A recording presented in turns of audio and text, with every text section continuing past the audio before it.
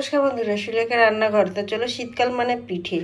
তা দেখো, মুগ ডালের পিঠে বানিয়ে দেখাচ্ছি। তা কীভাবে বানাচ্ছি আপনাদের। ডালটাকে নিয়ে দেখো কড়াইতে গ্যাস ধরিয়ে দিয়েছি।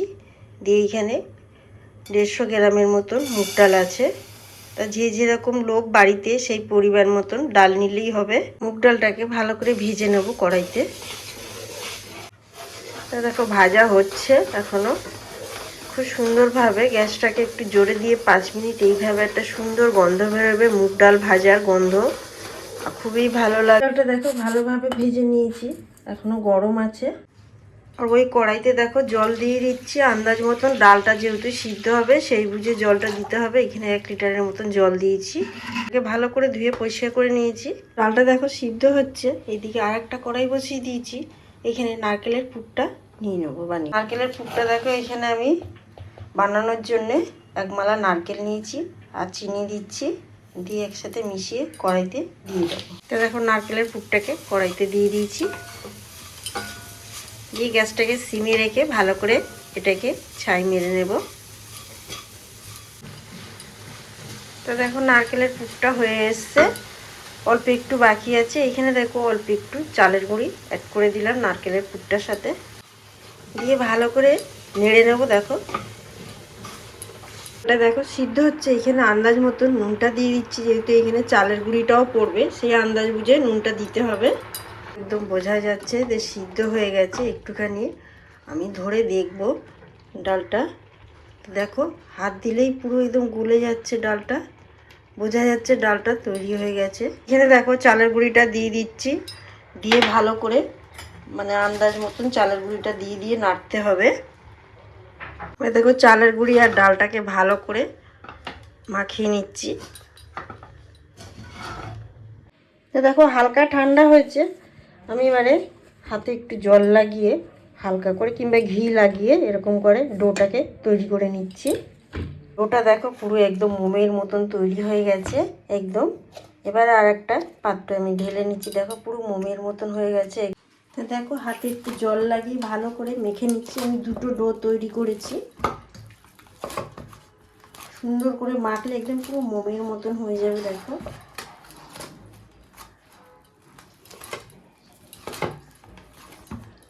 এবার ছোট্ট ছোট্ট গোল্লা করে নেব।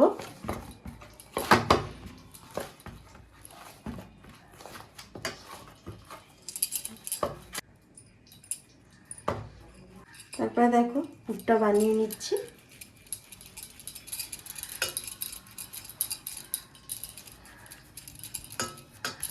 দেখো পুরো গোল হয়ে গেছে একদম। এইভাবে শেপটা দিয়ে দিচ্ছি। আর একটা দেখিয়ে দিচ্ছি। দেখো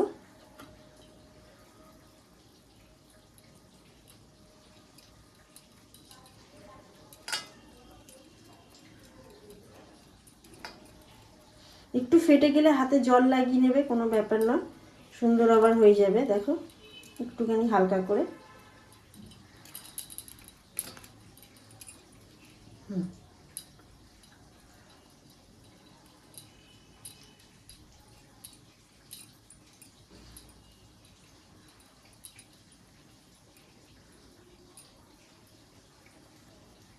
তো রেডি হয়ে গেল পুরো। এইভাবে সব পিঠেগুলোকে আমি তৈরি করে নেবো। তো দেখো সব এরকম হয়ে করেছে। এবার 2টো থালা পুরো রেডি হয়ে গেছে এইগুলো সব বানানো। এবার চলো তেলে ভাজা বসাবো। সাদা তেল বসিয়ে দিয়েছিলাম, এইখানে পিঠেগুলো দিয়ে দিচ্ছি।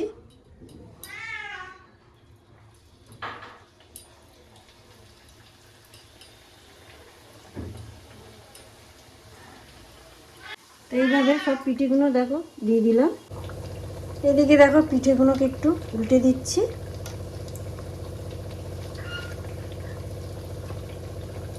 গুড় দিয়েই করছি। এরপরে আমি যেহেতু নতুন গুড় উঠেছে, নতুন গুড় দিয়েও করবো। আগে এটা জাল দিয়ে নিই, আবার একটুখানি উল্টে পাল্টে দেবো।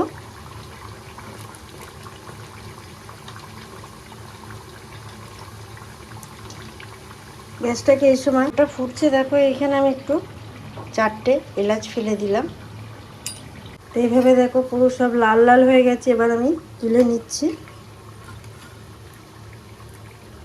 এগুলো সব এরকমই ভেজে ভেজে নেব। দেখো দেখো গুড়ের জলটা পুরো রেডি হয়ে গেছে। তো এবার আমি গ্যাসটাকে বন্ধ করে জলটাকে ফুটানো অবস্থায় দেব না, একটু হালকা ঠান্ডা হবে তারপরে দেব। তো জলটার মধ্যে দেখো একটু গুড় দিয়ে দিলাম, গুড়ের গন্ধটা বেরোবে, নতুন গুড় যেহেতু। তো দেখো দিয়ে দিচ্ছি সব, আগে যে পিঠেগুলো ভাজা হয়েছিল সেগুলো আগে দিয়ে দিলাম।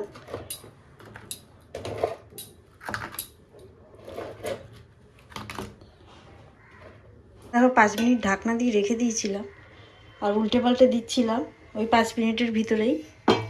তো এখনও গরম ভাব উঠছে, বোঝাই যাচ্ছে। উল্টে পাল্টে এরকম করে দিচ্ছি কতটা। তা দেখো এখানে পুরো সব সাজিয়ে নিয়েছি রেডি করে, উপর দিয়ে দেখো একটু গুড় দিয়ে দিচ্ছি, উপর দিয়ে একটু পরিবেশন করে দিচ্ছি পেস্তা বাদাম।